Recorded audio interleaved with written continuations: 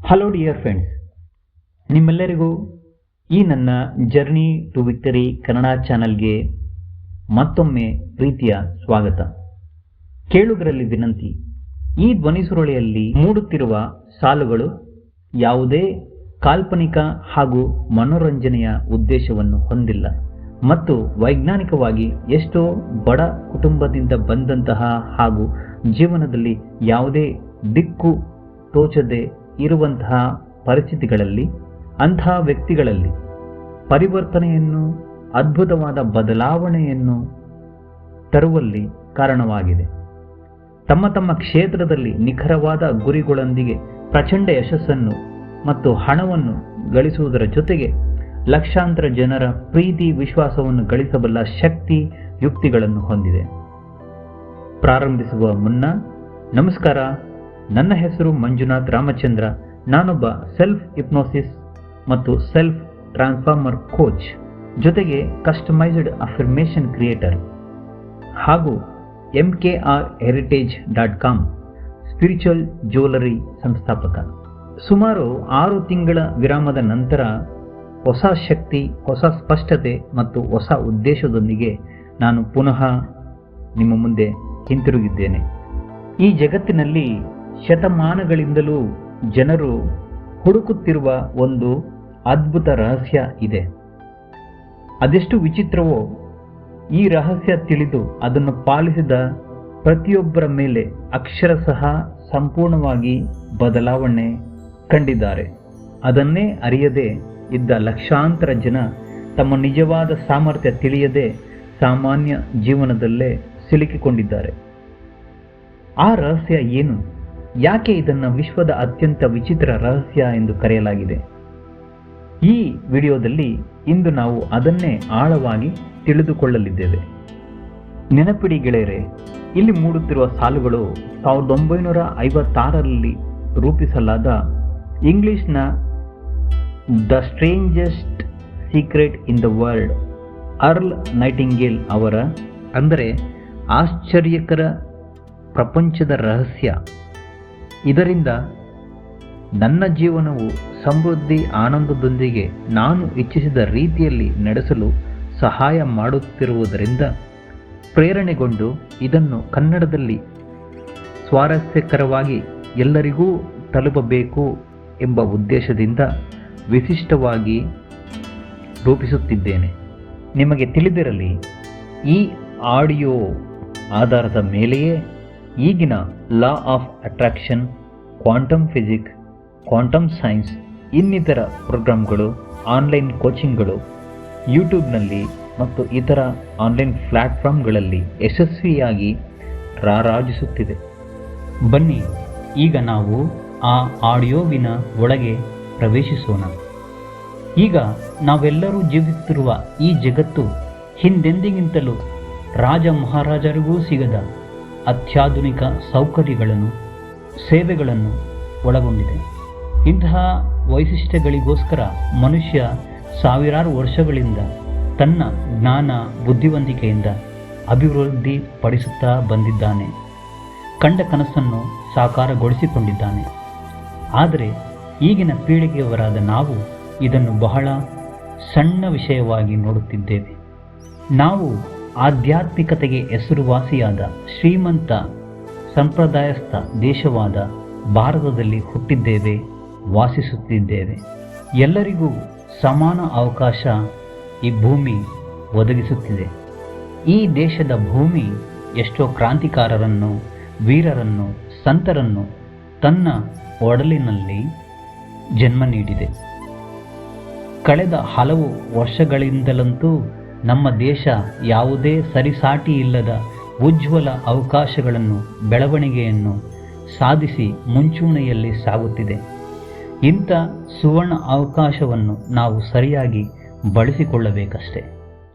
ಮನುಷ್ಯರು ತಮ್ಮ 25ನೇ ವಯಸ್ಸಿನಲ್ಲಿದ್ದಾಗ ಉತ್ಸಾಹ, ಗುರಿ, ದೊಡ್ಡ ದೊಡ್ಡ ಕನಸುಗಳನ್ನು ಕಟ್ಟಿಕೊಂಡು, ಇವರು ಪುರುಷರಾಗಲಿ ಮಹಿಳೆಯರಾಗಲಿ ಅಥವಾ ಯಾರಾದರಾಗಲಿ ತಾವು ಯಶಸ್ವಿಯಾಗಿಯೇ ತೀರುತ್ತೇವೆ ಎಂದು ನಂಬಿಯೇ ಜೀವನ ಸಾಗಿಸುತ್ತಾರೆ. ಉತ್ಸಾಹಭರಿತರಾಗಿರುತ್ತಾರೆ. ಅವರ ಕಣ್ಣಿನಲ್ಲಿ ಒಂದು ನಿರ್ದಿಷ್ಟ ಪ್ರಕಾಶವಿರುತ್ತದೆ, ಅಗಾಧ ಚೈತನ್ಯ ಮತ್ತು ಜೀವನದಲ್ಲಿ ಬಹಳ ಆಸಕ್ತಿದಾಯಕ ಸಾಹಸಮಯದಂತೆ ತೋರುತ್ತದೆ. ಆದರೆ ಇವರು 65ನೇ ವಯಸ್ಸಿನವರಾಗುವ ಹೊತ್ತಿಗೆ 100ರಲ್ಲಿ ಕೇವಲ 5 ಜನರು ಮಾತ್ರ ಅತ್ಯಂತ ಯಶಸ್ವಿಗಳಾಗುತ್ತಾರೆ. ಕೆಲವರು ಸಾಧಾರಣವಾಗಿ ಜೀವನ ಸಾಗಿಸುತ್ತಾರೆ, ಮತ್ತೆ ಕೆಲವರು ಇಳಿ ವಯಸ್ಸಿನಲ್ಲಿಯೂ ದುಡಿಯುತ್ತಿರುತ್ತಾರೆ. ಇನ್ನು ಉಳಿದವರು ತಮ್ಮ ದಿನನಿತ್ಯದ ಅವಶ್ಯಕತೆಗಳಿಗೂ ಇತರರನ್ನು ಆಶ್ರಯಿಸುತ್ತಾರೆ, ಅವಲಂಬಿಸಿರುತ್ತಾರೆ. ಇವರಿಗೆ 25ರ ವಯಸ್ಸಿನಲ್ಲಿದ್ದ ಉತ್ಸಾಹ, ಚೈತನ್ಯ ಎಲ್ಲಿ ಹೋಯಿತು? ಇವರ ಕನಸುಗಳು, ಗುರಿಗಳು, ಭರವಸೆ ಏನಾದವು? ಇವರೆಲ್ಲರೂ ನಿಜವಾಗಲೂ ಏನಾಗಲು ಬಯಸಿದ್ದರು, ಉದ್ದೇಶಿಸಿದ್ದರು ಮತ್ತು ಯಾಕೆ ವಿಫಲರಾದರು? ಇವರ ಕನಸುಗಳು, ಯೋಜನೆಗಳು, ಭರವಸೆಗಳು ಏಕೆ ಭಗ್ನಗೊಂಡವು? ಇವರು ನಿಜವಾಗಲೂ ನಿರ್ವಹಿಸಿದ ಕಾರ್ಯಗಳ ನಡುವೆ ಇಷ್ಟೊಂದು ವ್ಯತ್ಯಾಸ, ಅಸಾಮಾನ್ಯತೆ ಯಾಕೆ? ಯಾಕೆ? ಯಾಕೆ? ಇದಕ್ಕೆಲ್ಲ ಕಾರಣವೇ ನಮ್ಮ ಆಲೋಚನೆ. ಎಸ್, ಅರ್ಲ್ ನೈಟಿಂಗೇಲ್ ಹೇಳುತ್ತಾರೆ, V become what we think about. ಮತ್ತೊಮ್ಮೆ ಹೇಳುತ್ತೇನೆ, V become what we think about. ಹೌದು ಗೆಳೆಯರೆ, ನಾವು ಏನು ಯೋಚಿಸುತ್ತೇವೋ ಅದೇ ನಾವಾಗುತ್ತೇವೆ. ಇದು ಅಕ್ಷರಶಃ ಸತ್ಯ. ಇದು ಕೇವಲ ಒಂದು ಸಾಲಲ್ಲ, ಇದು ಜೀವನದ ಗಣಿತ. ಯಶಸ್ಸು ಎಂದರೆ ನಮಗೆ ಯೋಗ್ಯವಾದ ಕೆಲಸವನ್ನು, ಆದರ್ಶವನ್ನು ಆಯ್ಕೆ ಮಾಡಿಕೊಂಡು ಹಂತ ಹಂತವಾಗಿ ಕಾಲಕ್ರಮೇಣ ಅದರತ್ತ ಸಾಧಿಸುವುದು. ಯಶಸ್ಸು ಎಂದರೆ ಉದಾಹರಣೆಗೆ ತಾನೊಬ್ಬ ಉದ್ಯಮಿಯಾಗಬೇಕೆಂದು ಬಯಸಿ ಅದೇ ಆಗುವುದು. ಯಶಸ್ಸು ಎಂದರೆ ತಾನೊಬ್ಬ ಕ್ರೀಡಾಪಟು ಆಗಬೇಕೆಂದಿದ್ದರೆ ಅದೇ ಆಲೋಚನೆಯಲ್ಲಿದ್ದುಕೊಂಡೇ ಸಿಕ್ಕಿರುವ ಸಣ್ಣ ಪುಟ್ಟ ಕೆಲಸಗಳನ್ನು ಮಾಡಿಕೊಂಡು ಬಿಡುವಿನ ಸಮಯವನ್ನು, ಕೂಡಿಟ್ಟ ಹಣವನ್ನು, ಕಲಿಕೆಗೆ, ತನ್ನ ಗುರಿಗೆ ಬೇಕಾದ ಸವಲತ್ತುಗಳನ್ನು ಹೊಂದಿಸಿಕೊಂಡು ಭವಿಷ್ಯದಲ್ಲಿ ತಾನೇನಾಗಬೇಕೆಂದಿರುವನೋ ಅದರತ್ತ ಸಾಗುವುದು. ಯೋಗ್ಯವಾದ ಪೂರ್ವ ನಿರ್ಧರಿತ ಆದರ್ಶಗಳನ್ನು ಮನಸ್ಸಿನಲ್ಲಿ ಸ್ಥಾಪಿಸಿಕೊಂಡು ಜೀವನ ನಡೆಸುವ ಯಾರಾದರೂ ಯಶಸ್ವಿ ವ್ಯಕ್ತಿಗಳೇ. ಏಕೆಂದರೆ ಅದನ್ನು ಅವನು ಅಥವಾ ಅವಳು ಮಾಡಲು ಉದ್ದೇಶಪೂರ್ವಕವಾಗಿ ನಿರ್ಧರಿಸಿದ್ದು. ವ್ಯಕ್ತಿ ತಾನು ಏನಾಗಬೇಕೆಂದು ಬಯಸಿ ಪೂರ್ವ ನಿರ್ಧರಿತ ಆದರ್ಶವನ್ನು ಛಲಬಿಡದೆ ಸಾಧಿಸುವುದೇ ನಿಜವಾದ ಯಶಸ್ಸು. ಆದರೆ 20 ಜನರಲ್ಲಿ ಒಬ್ಬರು ಮಾತ್ರ ತನ್ನ ಗುರಿ ಮುಟ್ಟಲು ಸಾಧ್ಯವಾಗುತ್ತದೆ, ಉಳಿದವರು ಸೋಲುತ್ತಾರೆ. ಪ್ರಖ್ಯಾತ ಮನೋವೈದ್ಯರಾದ ರೋಲೊನ್ನೆ ತಮ್ಮ ಮನುಷ್ಯನ ಹುಡುಕಾಟ ಎಂಬ ಅದ್ಭುತ ಪುಸ್ತಕದಲ್ಲಿ ಹೀಗೆ ಹೇಳುತ್ತಾರೆ, ನಮ್ಮ ಸಮಾಜದಲ್ಲಿ ಧೈರ್ಯಕ್ಕೆ ವಿರುದ್ಧವಾದದ್ದು ಹೇಡಿತನವಲ್ಲ, ಪ್ರತಿಯಾಗಿ ಇನ್ನೊಬ್ಬರನ್ನು ಅನುಸರಿಸುವುದು. ಮತ್ತು ನಮ್ಮೆಲ್ಲ ಸೋಲುಗಳಿಗೆ ಅಲ್ಲಿಯೇ ಉತ್ತರ ಸಿಗುತ್ತದೆ.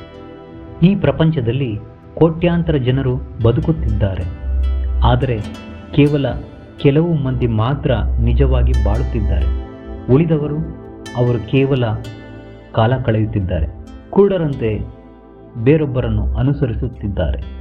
ಕೆಲಸ, ಓಟ, ಚಿಂತೆ, ಭಯ, ಕಳವಳ, ಆತಂಕ, ಮತ್ತೆ ನಾಳೆ ಇದೇ ಚಕ್ರ.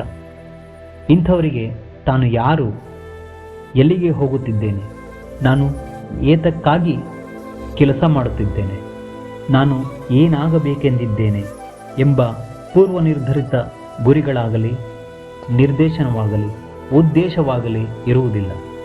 ಏಕೆ ಈ ರೀತಿ ಬದುಕುತ್ತಿದ್ದಾರೆ? ಸಾವಿರಾರು ವರ್ಷಗಳಿಂದ ಈ ಪ್ರಶ್ನೆಗೆ ಉತ್ತರ ಹುಡುಕಲಾಗಿದೆ. ಪುಸ್ತಕಗಳನ್ನು ಬರೆಯಲ್ಪಟ್ಟಿದೆ. ಧ್ಯಾನಿಗಳು, ಯೋಗಿಗಳು ವರ್ಷಗಳ ಕಾಲ ತಪಸ್ಸು ಮಾಡಿದ್ದಾರೆ. ವಿಜ್ಞಾನಿಗಳು ಅಧ್ಯಯನ ಮಾಡಿದ್ದಾರೆ. ಆದರೆ ಸತ್ಯ ಅತಿ ಸರಳ, ಖಂಡಿತವಾಗಿಯೂ ಅಷ್ಟೇ ಸರಳ. ಆದ್ದರಿಂದ ಎಲ್ಲರೂ ಇದನ್ನು ಗಮನಿಸಲಿಲ್ಲ. ನಿನ್ನ ಮನಸ್ಸು ನಿನ್ನ ಬಗ್ಗೆ ಯಾವ ಚಿತ್ರವನ್ನು ಹಿಡಿದಿಟ್ಟುಕೊಳ್ಳುತ್ತದೋ ಜೀವನ ಅದನ್ನೇ ನಿಧಾನವಾಗಿ ನಿನಗೆ ತರುತ್ತದೆ. ಅಂದರೆ ನಾವೇನಾಗಬೇಕೆಂದು ಬಯಸುತ್ತೇವೆಯೋ ಅದನ್ನು ಒಬ್ಬ ಪ್ರೇಕ್ಷಕರಂತೆ ನೋಡುವುದರೊಂದಿಗೆ ನಮ್ಮ ಮನಸ್ಸಿನ ಪ್ರೊಜೆಕ್ಟರ್ನಲ್ಲಿ ಒಬ್ಬ ವ್ಯಕ್ತಿಯ ಮುಖ್ಯ ಯೋಚನೆ ಅವನ ಭವಿಷ್ಯವನ್ನು ರಚಿಸುತ್ತದೆ. ಹೀಗಾಗಿ ನಾವು ದಿನಂಪ್ರತಿಯಲ್ಲಿ ಯಾವ ಯೋಚನೆಗಳನ್ನು ಪದೇ ಪದೇ ಮನಸ್ಸಿನಲ್ಲಿ ಬಲವಾಗಿ ಇಟ್ಟುಕೊಳ್ಳುತ್ತೇವೋ ಅವು ನಮ್ಮ ಮುಂದಿನ ಬದುಕಿನ ದಿಕ್ಕು ನಿರ್ಧರಿಸುತ್ತದೆ. ಈ ರಹಸ್ಯ ವಿಚಿತ್ರ ಎನಿಸುವುದು ಕಾರಣ ಈ ನಿಯಮ ಎಲ್ಲರಿಗೂ ಕೆಲಸ ಮಾಡುತ್ತದೆ. ಶಿಕ್ಷಿತನಾಗಿದ್ದರೂ ಅಶಿಕ್ಷಿತನಾಗಿದ್ದರೂ, ಧನಿಕನಾಗಿದ್ದರೂ ಬಡವನಾಗಿದ್ದರೂ, ಯಾವ ದೇಶ, ಭಾಷೆ, ಕಾಲ, ಪರಿಸ್ಥಿತಿಯವನಾದರೂ ನಿನಗೆ ತಿಳಿಯದಿರಲಿ ಅಥವಾ ತಿಳಿಯದೇ ಇರಲಿ, ನೀನು ನಂಬಿದರೂ ನಂಬದಿದ್ದರೂ ಈ ನಿಯಮ ನಿನ್ನ ಮೇಲೆ ಕೆಲಸ ಮಾಡುತ್ತಲೇ ಇರುತ್ತದೆ. ಇದು ಒಂದು ರೀತಿ ಬೆಂಕಿಯ ಹಾಗೆ. ನೀನು ಬೆಂಕಿಯನ್ನು ಸರಿಯಾಗಿ ಉಪಯೋಗಿಸಲು ಕಲಿತರೆ ಅದು ಬೆಳಕು, ಶಕ್ತಿ, ಬಿಸಿ ನೀಡುತ್ತದೆ. ಅದನ್ನು ತಪ್ಪಾಗಿ ಕೈಗೊಂಡರೆ ಸುಟ್ಟು ಭಸ್ಮ ಮಾಡುತ್ತದೆ. ನಮ್ಮ ಮನಸ್ಸಿನ ನಿಯಮವೂ ಅದೇ. ಈ ರಹಸ್ಯವನ್ನು ಸುಲಭವಾಗಿ ಅರ್ಥ ಮಾಡಿಕೊಳ್ಳಲು ನಮ್ಮ ಮನಸ್ಸನ್ನು ಒಂದು ರಸಗೊಬ್ಬರ ಭರಿತ ಜಮೀನಿನಂತೆ ಊಹಿಸಿಕೊಳ್ಳಿ. ಭೂಮಿಯಲ್ಲಿ ನೀನು ಯಾವ ಬೀಜ ಬಿತ್ತುತ್ತೀಯೋ ಅದನ್ನೇ ನೀರು ಹಾಕಿ ಆರೈಕೆ ಮಾಡಿದರೆ ಖಂಡಿತ ಬೆಳೆ ಬರುತ್ತದೆ. ಭೂಮಿಗೆ ಉತ್ತಮ ಬೆಳೆ ಯಾವುದು, ವಿಷದ ಬೆಳೆ ಯಾವುದು ಎಂಬ ವ್ಯತ್ಯಾಸ ಇಲ್ಲ. ಯಾವ ಬೀಜ ಬಿತ್ತಿದರೂ ಅದು ಬೆಳೆಯಲು ಸಹಾಯ ಮಾಡುತ್ತದೆ. ಮನಸ್ಸು ಹೀಗೆ ಧನಾತ್ಮಕ ಯೋಚನೆ ಬಿತ್ತಿದರೆ ವಿಶ್ವಾಸ, ನಂಬಿಕೆ, ಯಶಸ್ಸು, ಆನಂದ ಎಂಬ ಬೆಳೆ ಬರುತ್ತದೆ. ನಕಾರಾತ್ಮಕ ಯೋಚನೆ ಬಿತ್ತಿದರೆ ಭಯ, ಅನುಮಾನ, ಆತಂಕ, ಸಮಸ್ಯೆ, ವಿಫಲತೆ ಎಂಬ ಬೆಳೆ ಬರುತ್ತದೆ.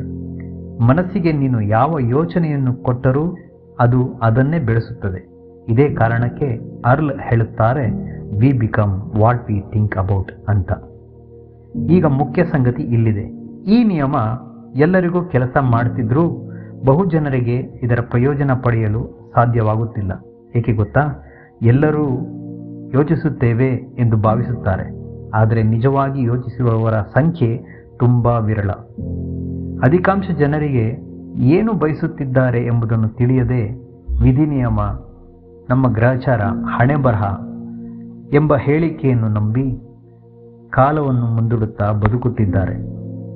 ಅವರು ಇತರರ ಅಭಿಪ್ರಾಯಗಳಂತೆ ಬದುಕು ನಡೆಸುತ್ತಾರೆ ವಿನಃ ತಮ್ಮ ಸ್ವಂತ ಬುದ್ಧಿವಂತಿಕೆ, ಸಾಮರ್ಥ್ಯ, ಯೋಜನೆಯಿಂದಲ್ಲ.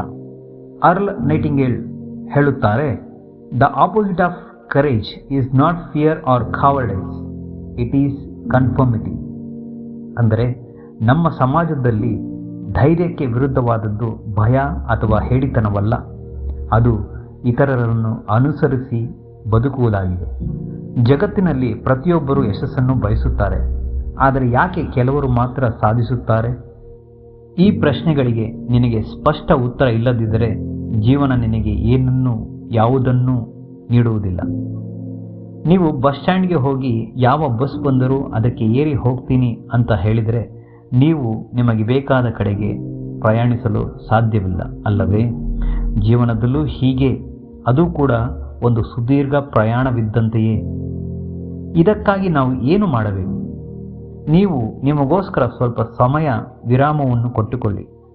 ಈಗ ನೀವು ಯಾವುದೇ ಸ್ಥಿತಿಯಲ್ಲಿರಲಿ, ಎಷ್ಟೇ ವಯಸ್ಸಿನವರಾಗಲಿ, ಇಲ್ಲಿಯ ತನಕ ನಡೆದ ದಾರಿಯನ್ನು ಸ್ವಲ್ಪ ತಡೆದು ಮುಂದೆ ನೀವು ಏನಾಗಬೇಕು ಎಂಬುವ ಸಂಕ್ಷಿಪ್ತ ಗುರಿಯನ್ನು ಬರೆಯಿರಿ. ಯಾವುದೇ ಸಂಕೋಚ, ಅನುಮಾನಗಳಿಲ್ಲದೆ ಆರಾಮವಾಗಿ ಕುಳಿತು ಮನದಾಳದಿಂದ ಸ್ಪಷ್ಟವಾಗಿ ಬರೆಯಿರಿ. ಅದು ಎಷ್ಟೇ ದೊಡ್ಡ ಪಟ್ಟಿಯಾದರೂ ಸರಿ ಅಥವಾ ಒಂದೇ ಸಾಲಾದರೂ ಸರಿ ಬರೆಯಿರಿ. ನೆನಪಿಡಿ, ನಿಮ್ಮ ಗುರಿ ನಿಮ್ಮ ಜೀವನದ ನಕ್ಷೆ. ನಕ್ಷೆ ಇಲ್ಲದೆ ಜೀವನ ಸಾಗಲು ಸಾಧ್ಯವಿಲ್ಲ. Write your goal and read it daily as you wake up in the morning. ಈ ರಹಸ್ಯವನ್ನು ಸುಲಭವಾಗಿ ನೆನಪಿಡೋದು ಹೇಗೆ ಅಂತ ಹೇಳ್ತೀನಿ. ದೇಹ, ಮನಸ್ಸು, ಅಭ್ಯಾಸ ಮತ್ತು ಫಲ, ಈ 4 ಹಂತಗಳು ನೆನಪಿನಲ್ಲಿಡಿ. ದೇಹ ಪ್ಲಸ್ ಮನಸ್ಸು ಪ್ಲಸ್ ಅಭ್ಯಾಸ = ಫಲ, ಈ 4 ಹಂತಗಳು. ಮೊದಲನೆಯದಾಗಿ ಯೋಚನೆ, ಥಾಟ್, ನಿಮ್ಮ ಮನಸ್ಸಿನಲ್ಲಿ ಮೂಡುವ ಯೋಚನೆ. ಎರಡನೆಯದು ನಂಬಿಕೆ, ಬಿಲೀಫ್ಸ್. ಅದೇ ಯೋಚನೆ ಪುನಃ ಪುನಃ ಬಂದರೆ ಅಥವಾ ಬರುವಂತೆ ಮಾಡಿದರೆ ಅದು ನಂಬಿಕೆಯಾಗುತ್ತದೆ. ಮೂರನೆಯದು ಕ್ರಮ ಅಥವಾ ಅಭ್ಯಾಸ, ಆಕ್ಷನ್ಸ್. ನಂಬಿಕೆ ನಿಮ್ಮ ಕ್ರಮಗಳನ್ನು ನಿರ್ಧರಿಸುತ್ತದೆ. 4ನೇದು ಫಲ, ರಿಸಲ್ಟ್ಸ್. ನಿಮ್ಮ ಕ್ರಮಗಳೇ ನಿಮಗೆ ಫಲ ತಂದುಕೊಡುತ್ತವೆ. ಹೀಗಾಗಿ ಮೂಲ ಯಾವುದು? ಯೋಚನೆ ಮತ್ತು ಯೋಜನೆ. So change your thoughts is equal to change your life. What we think we become. ಆದರೆ ಇಲ್ಲಿ ಒಂದು ಸತ್ಯ ಇದೆ. ನೀನು ಧನಾತ್ಮಕ ಯೋಚನೆಯನ್ನಷ್ಟೇ ಹೇಳುವುದರಿಂದ ಫಲ ಬರುವುದಿಲ್ಲ. ಅದನ್ನು ಆಳವಾಗಿ ನಂಬಬೇಕು. ಶುದ್ಧ ಮನಸ್ಸಿನಿಂದ ಒಪ್ಪಿಕೊಂಡಾಗ ಮಾತ್ರ ಜೀವನ ಸಂಪೂರ್ಣವಾಗಿ ಬದಲಾಗುತ್ತದೆ. ಮನಸ್ಸು ಒಂದು ಆಯಸ್ಕಾಂತದ ಹಾಗೆ. ನೀನು ಏನನ್ನು ಹೆಚ್ಚು ಯೋಚಿಸುತ್ತೆಯೋ ಅದೇ ನಿನ್ನ ಕಡೆಗೆ ಆಕರ್ಷಿತವಾಗುತ್ತದೆ. ಆ ರೀತಿಯ ಜನರು, ಸ್ನೇಹಿತರು, ಸಂಬಂಧಗಳೇ ನಿನ್ನೆಡೆಗೆ ಬರುವುದು ಅಥವಾ ನೀನೇ ಅಂಥವರನ್ನು ಸಂಧಿಸುವುದು ನಡೆಯುತ್ತದೆ. ಒಂದು ಸಮಸ್ಯೆ ಬಗ್ಗೆ ಯೋಚಿಸಿ ಹೆದರಿದರೆ ಇನ್ನೂ ಸಮಸ್ಯೆಗಳು ಸಾಲಾಗಿ ಬರುತ್ತವೆ.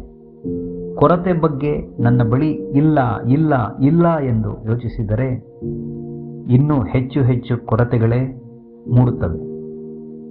ಅದೇ ಅವಕಾಶ, ಬೆಳವಣಿಗೆ, ಯಶಸ್ಸು, ಹಣ, ಐಶ್ವರ್ಯ, ಆರೋಗ್ಯದ ಬಗ್ಗೆ ಯೋಚಿಸಿದರೆ ಅದೇ ಆ ಕಡೆಯಿಂದ ನಮ್ಮನ್ನು ಹುಡುಕಿಕೊಂಡು ಬರುತ್ತದೆ.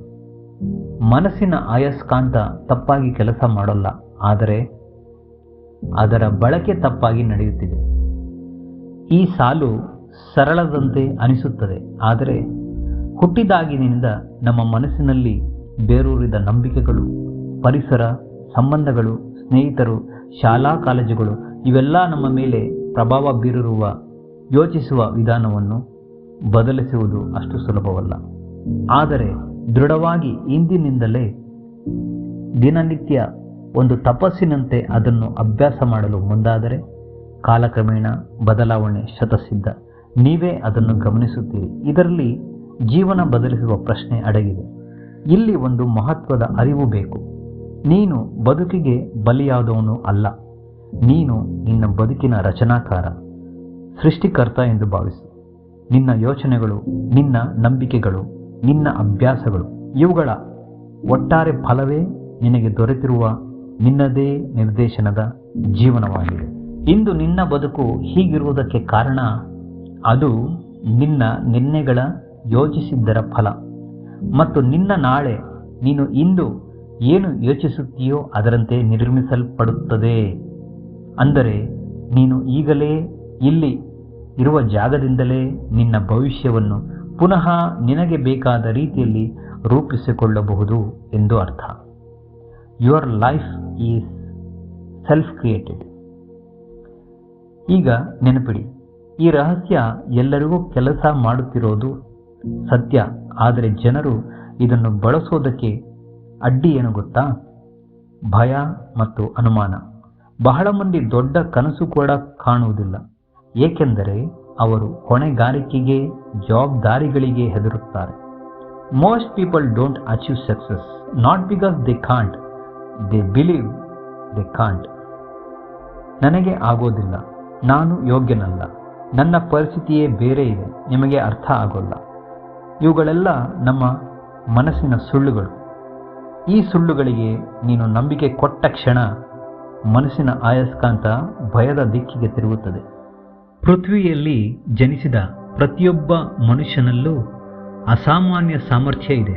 ಆದರೆ ಯಾಕೆ ಹೆಚ್ಚು ಜನ ಸಾಮಾನ್ಯ ಬದುಕಿನಲ್ಲೇ ದಿನಗಳನ್ನು ದೂಡುತ್ತಿದ್ದಾರೆ? ಯಾಕೆಂದರೆ ಅವರು ಯೋಚಿಸಲ್ಲ, ಗುರಿ ಬರೆಯುವುದಿಲ್ಲ, ತಮ್ಮ ನಿಜವಾದ ಸಾಮರ್ಥ್ಯದ ಅರಿವಿಲ್ಲ.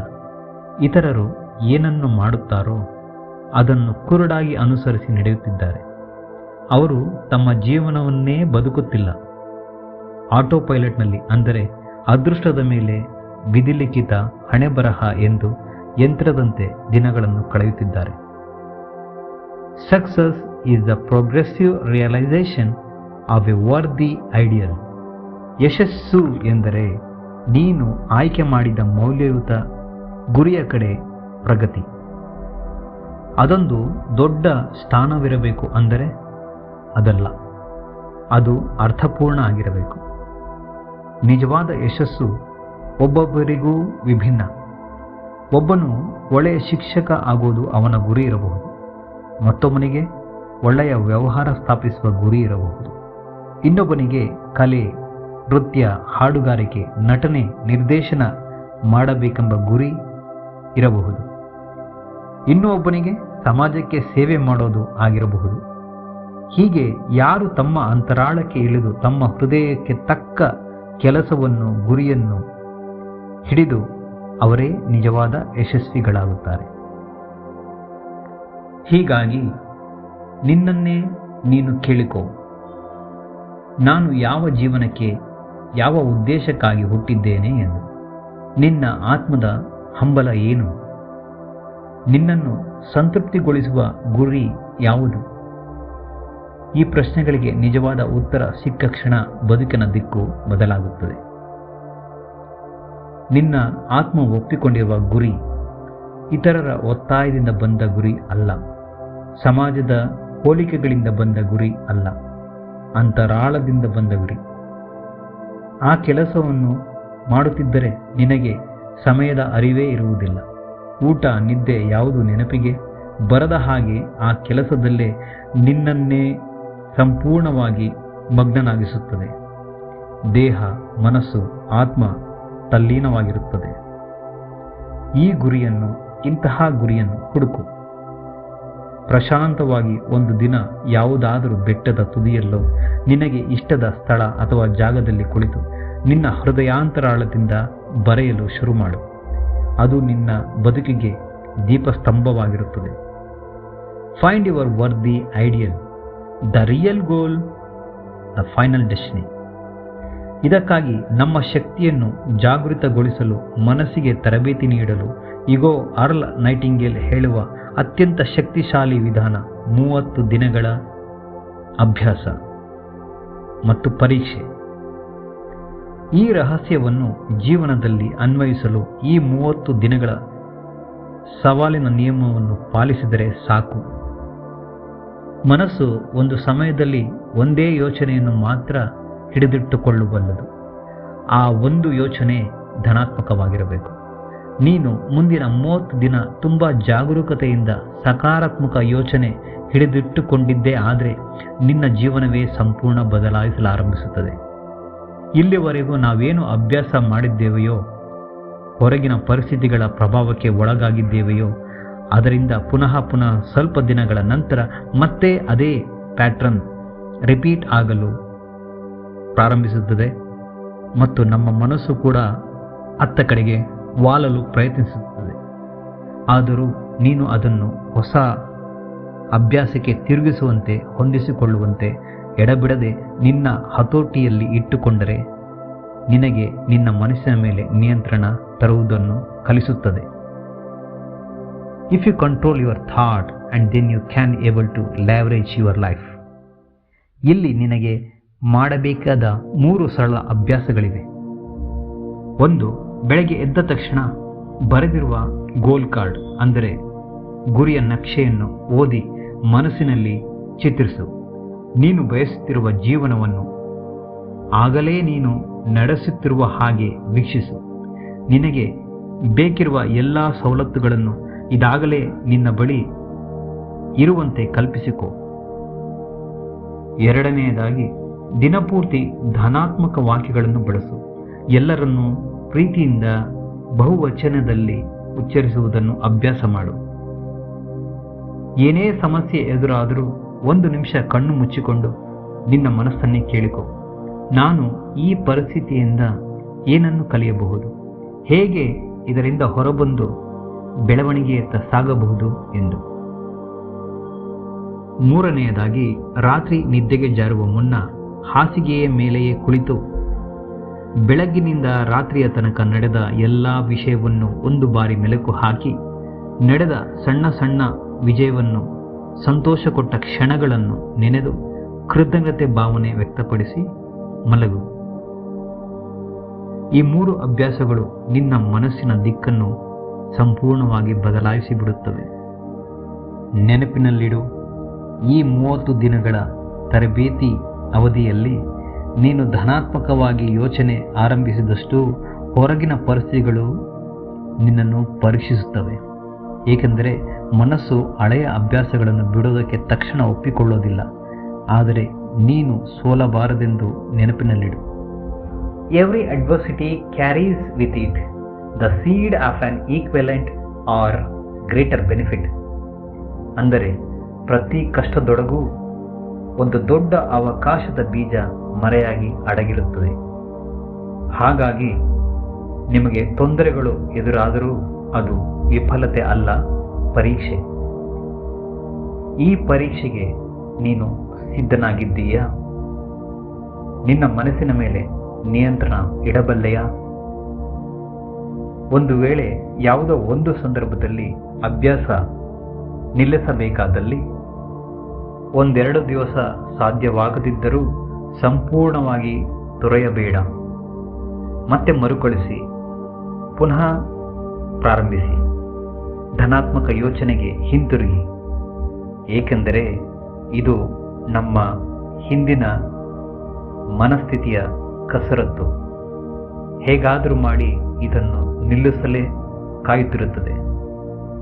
ನಮಗೆ ಮುಂದುವರಿಸಲು ಸಾಧ್ಯವಾಗದ ಹಾಗೆ ಪರಿಸ್ಥಿತಿಗಳನ್ನು ಒಡ್ಡುತ್ತದೆ.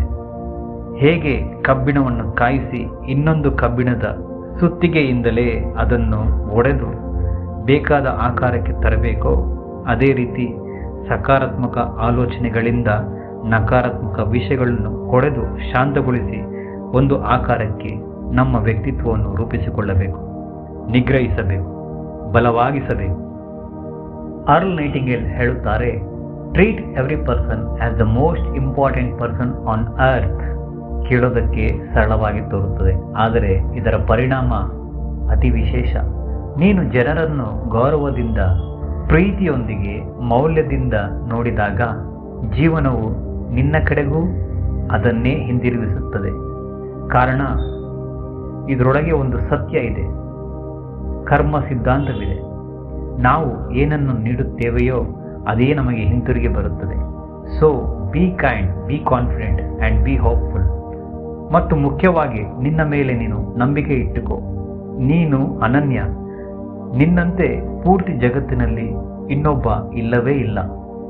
ನಿನಗೆ ಇಂದು ಇರುವ ಬದುಕು ನಿನ್ನ ನಿನ್ನೆ ಯೋಚಿಸಿದರ ಫಲ. ಅದು ತಪ್ಪೇನೂ ಅಲ್ಲ.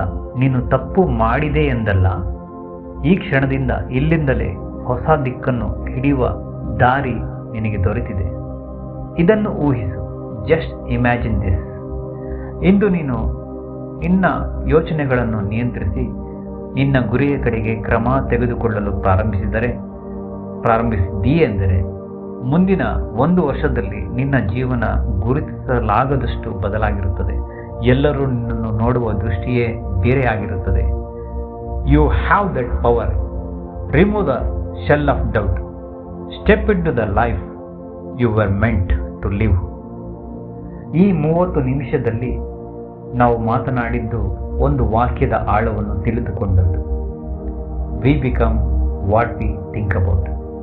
ನೀನು ಇದನ್ನು ನಿಜವಾಗಿ ಅರ್ಥ ಮಾಡಿಕೊಂಡು ನಿನ್ನ ಜೀವನದಲ್ಲಿ ಅಳವಡಿಸಿಕೊಂಡರೆ, ಅನ್ವಯಿಸಿದರೆ, ನೀನು ಚಮತ್ಕಾರದಂತೆ ಜೀವನವನ್ನು ಸಂಪೂರ್ಣವಾಗಿ ನಿನಗೆ ಬೇಕಾದ ರೀತಿಯಲ್ಲಿ ಪರಿವರ್ತಿಸಿಕೊಳ್ಳುತ್ತೀಯೆ.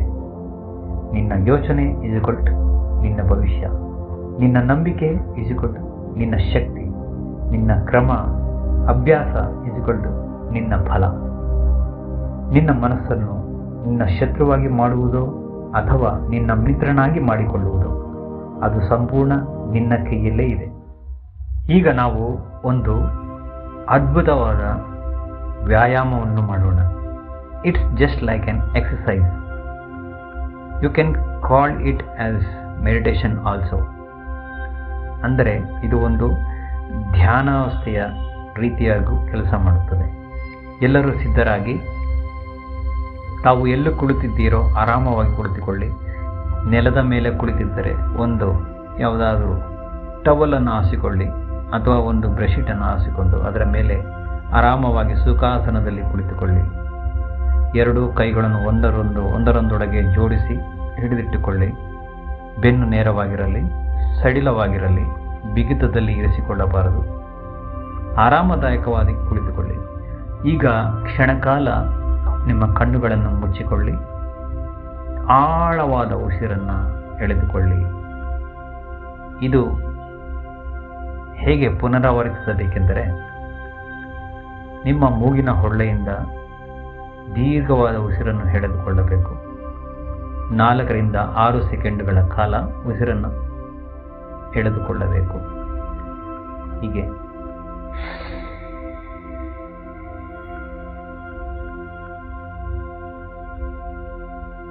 ಮತ್ತು 6 ಕ್ಷಣಗಳ ಕಾಲ ಆ ಉಸಿರನ್ನು ಒಳಗೆಯೇ ಇರಿಸಿಕೊಳ್ಳಬೇಕು. ಈಗ ಬಾಯಿಯಿಂದ ನಿಧಾನವಾಗಿ ಉಸಿರನ್ನು ಹೊರಹಾಕಬೇಕು.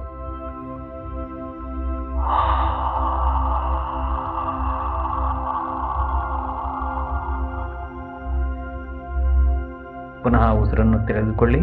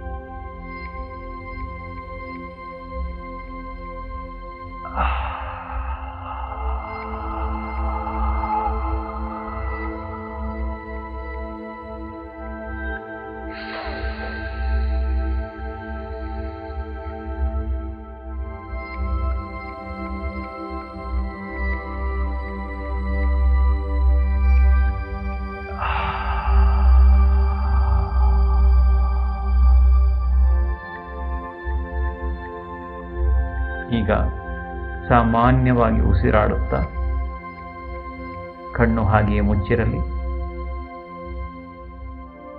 6 ಬಾರಿ ಉಸಿರನ್ನು ದೀರ್ಘವಾಗಿ ತೆಗೆದುಕೊಂಡಿದ್ದೇವೆ ಮತ್ತು ಹೊರಹಾಕಿದ್ದೇವೆ. ಈಗ ನಾನು ಹೇಳುತ್ತಿರುವುದನ್ನು ಹಾಗೆಯೇ ಕೇಳಿಸಿಕೊಳ್ಳುತ್ತಾ ಊಹಿಸಿಕೊಳ್ಳಿ. ಇಲ್ಲಿ ಒಬ್ಬರ ಉದಾಹರಣೆಯನ್ನು ತೆಗೆದುಕೊಂಡಿದ್ದೇನೆ. ದಿನನಿತ್ಯ ನೀವು ಅಭ್ಯಾಸ ಮಾಡುವಾಗ ನಿಮಗೆ ಬೇಕಾದದ್ದನ್ನು ನೀವು ಏನು ಬರೆದುಕೊಂಡಿರುತ್ತೀರೋ ಅದನ್ನು ಅಭ್ಯಾಸ ಮಾಡಿ. ನೀವು ಬಯಸುವ ಜೀವನವನ್ನು ಮನಸ್ಸಿನಲ್ಲಿ ಚಿತ್ರಿಸಿ, ಅಂದರೆ ಒಂದೊಂದಾಗಿ ನಿಮ್ಮ ಮನಸ್ಸಿನ ಪರದೆಯ ಮೇಲೆ ಮೂಡುತ್ತಾ ಇರುವಂತೆ ಭಾವಿಸಿ. ಉದಾಹರಣೆಗೆ, ನೀನೊಬ್ಬ ಯಶಸ್ವಿ ಉದ್ಯಮಿ ಅಥವಾ ರಾಜಕಾರಣಿ ಅಥವಾ ಕಲೆಗಾರನಾಗಿ ಏನಾಗಬೇಕೆಂದಿದ್ದೀಯೋ ಅದನ್ನು ಈಗಾಗಲೇ ಸಾಧಿಸಿದಂತೆ ಭಾವಿಸಿ ಆ ಜೀವನವನ್ನು ನೀನು ನಡೆಸುತ್ತಿರುವಂತೆ ನೋಡಬೇಕು. ನೀನು ಹಾಕಿಕೊಳ್ಳುವ ಬಟ್ಟೆಗಳು ಬದಲಾಗಿವೆ. ನಿನ್ನ ದೇಹ ಆರೋಗ್ಯದಿಂದ ತುಂಬಿಕೊಂಡು ದಷ್ಟಪುಷ್ಟವಾಗಿದೆ. ನೀನು ಇಷ್ಟಪಟ್ಟ ಹಾಗೆ ಮನೆಯನ್ನು ಕಟ್ಟಿಸಿದ್ದೀಯೆ. ನಿನ್ನ ಇಷ್ಟದ ಕಾರುಗಳು, ಬೈಕುಗಳು ಆ ಮನೆಯ ಮುಂದೆ ನಿಲ್ಲಿಸಲಾಗಿದೆ. ಮೈಮೇಲೆ ಚಿನ್ನದ ಒಡವೆಗಳು ಮಿಂಚುತ್ತಿವೆ. ಮುಖದಲ್ಲಿ ನಗು, ಕಣ್ಣಿನಲ್ಲಿ ಕಾಂತಿ ತುಂಬಿ ಸುಂದರ ವ್ಯಕ್ತಿಯಾಗಿ ಆಕರ್ಷಕವಾಗಿ ಕಾಣಿಸುತ್ತಿದ್ದೀಯ. ನಿನ್ನ ಸ್ನೇಹಿತರು, ಸಂಬಂಧಿಕರು ನಿನ್ನ ಯಶಸ್ಸನ್ನು ಹೊಗಳುತ್ತಿದ್ದಾರೆ. ಹಾಗೂ ನಿನ್ನ ಸಂಬಂಧಿಕರು ಹಾಗೂ ಸ್ನೇಹಿತರಲ್ಲಿ ಯಾರೇ ಯಾವುದೇ ಕಾರ್ಯಕ್ರಮ ಹಮ್ಮಿಕೊಂಡರೂ ನಿನ್ನನ್ನು ಮುಖ್ಯ ಅತಿಥಿಯನ್ನಾಗಿ, ಚೀಫ್ ಗೆಸ್ಟ್ ಆಗಿ ಆಹ್ವಾನಿಸುತ್ತಿದ್ದಾರೆ. ನಿನಗೆ ಒಂದು ಸಾರ್ಥಕ ಭಾವನೆ ಮೂಡುತ್ತಿದೆ. ನೀನು ಈ ಜೀವನಕ್ಕೆ ಯೋಗ್ಯನಾಗಿದ್ದೀಯ. ಇದನ್ನು ಜೀವಿಸಲೆಂದೇ ಹುಟ್ಟಿದ್ದೀ ಎಂದು ನಿನ್ನ ಮನಸ್ಸಿಗೆ ಹೇಳು. ನಿನ್ನ ಮನಸ್ಸು ಇಂದಿನಿಂದ, ಈ ಕ್ಷಣದಿಂದ ಈ ಉದ್ದೇಶದ ಪರವಾಗಿ ಕೆಲಸ ಮಾಡಲು ಶುರು ಮಾಡುತ್ತಿದೆ. ಇದು ನಿನ್ನ ಪಯಣ, ನಿನ್ನ ಜೀವನ ಮತ್ತು ನಿನ್ನ ಆಯ್ಕೆಯಾಗಿದೆ. ನಿನಗೆ ಇಷ್ಟ ಬಂದ ರೀತಿ ನಿನ್ನ ಜೀವನವನ್ನು ನಿರ್ಧರಿಸುವ ಸ್ವಾತಂತ್ರ್ಯ, ಸಂಪೂರ್ಣ ಅಧಿಕಾರ ನಿನಗಿದೆ. The strangest secret isn't strange at all. It's simple, powerful and life-changing. We become what we think about. ನಿನ್ನ ಮುಂದಿನ ದಿನಗಳು ಜ್ಞಾನದಿಂದ, ಆತ್ಮವಿಶ್ವಾಸದಿಂದ, ಉನ್ನತ ಯಶಸ್ಸಿನಿಂದ ಮತ್ತು ದೈವಿಕ ಬೆಳಕಿನಿಂದ ತುಂಬಿಕೊಳ್ಳಲಿ. ತಮ್ಮೆಲ್ಲರಿಗೂ ಧನ್ಯವಾದ. Thank you so much. Thank you so much. Thank you so much.